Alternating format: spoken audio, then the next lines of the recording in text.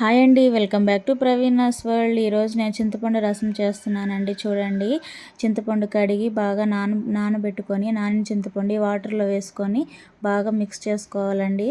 Mix చేసుకున్న తర్వాత ఆ తొక్కలు తీసి పక్కన పెట్టేసి ఇప్పుడు టమోటా వేసుకొని టమోటాను కూడా బాగా నీట్గా మెత్తగా కలుపుకోవాలండి. ఆ పిప్పంతా పక్కన పెట్టేసి ఇప్పుడు రసానికి కావాల్సిన మసాలా చూడండి, కందిపప్పు, తెల్లుల్లిపాయలు, జీలకర్ర, ధనియాలు, మిరియాలు వేసి మిక్సీ పట్టేసుకొని ఇప్పుడు ఆయిల్ పెట్టుకొని ఆవాలు, అది హీట్ అయిన తర్వాత ఆవాలు, జీలకర్ర,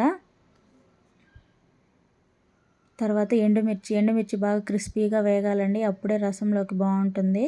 ఇప్పుడు మనం వేసిన ధనియాలు, వెల్లుల్లి, మిరియాలు, జీలకర్ర పొడిని తాలింపులో వేసి ఎక్కువ వేగనివ్వకూడదండి, లైట్గా వేగనివ్వాలి అంతే.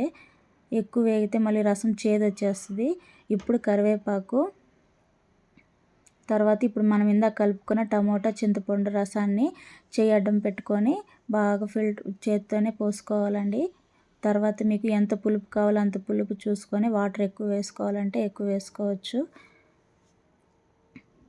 చూడండి, మనకు కావాల్సిన వాటర్ వేసుకోవచ్చండి. పులుపు, ఉప్పుకు సరిపడా ఉప్పు కూడా మీకు మీ టేస్ట్కి తగినట్టు వేసుకోండి ఉప్పు.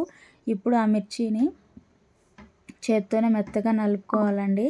చూడండి, మెత్తగా కలిపేసాను ఎండుమిర్చిని. ఇప్పుడు పసుపు అండి, పసుపు కంపల్సరీ వేసుకోండి, బాగుంటుంది, కలర్ఫుల్గా ఉంటుంది. ఇప్పుడు ఇంగువండి, అంతా ఒకసారి మిక్స్ చేసుకొని ఉప్పు చూసుకొని రసం తెరిలే వరకే ఉంచాలండి. మళ్ళీ ఉడకకూడదు, రసం ఎక్కువ చేదు వచ్చేస్తుంది. ఇప్పుడు కొత్తిమీర,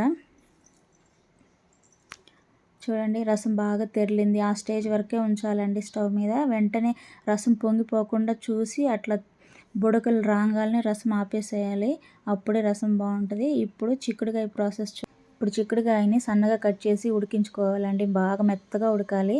ఇప్పుడు దాంట్లోకి మసాలా చూడండి, వెల్లుల్లి, శనగపప్పు, ధనియాలు, ఎండుమిర్చి ఇవి 4 వేసి మిక్సీ పట్టేసుకొని ఇప్పుడు కడాయి పెట్టుకొని ఆయిల్ హీట్ అయిన తర్వాత ఆవాలు, జీలకర్ర వేసి చిటపట ఆనిన తర్వాత ఆనియన్ వేసి బాగా మెత్తగా ఫ్రై చేయాలండి, కలర్ మారే వరకు.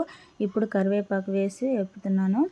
చిక్కుడుకాయకి రసంకి చాలా బాగుంటుందండి కాంబినేషను, మా ఆంధ్రాలో ఎక్కువ చేసుకుంటారు. ఇప్పుడు మనం ఉడకబెట్టుకున్న చిక్కుడుకాయలు వాటర్ పోయే వరకు బాగా ఫ్రై చేసుకోవాలి. పసుపు, వేయించిన జీరా పౌడర్ వేసేసానండి. ఇప్పుడు మనం మిక్సీ పట్టిన ఆ పౌడర్ కూడా వేసేసాను, మసాలా. ఈ రెండు కాంబినేషన్ అదిరిపోద్ది, ఒకసారి మీరు కూడా ట్రై చేసి తినండి.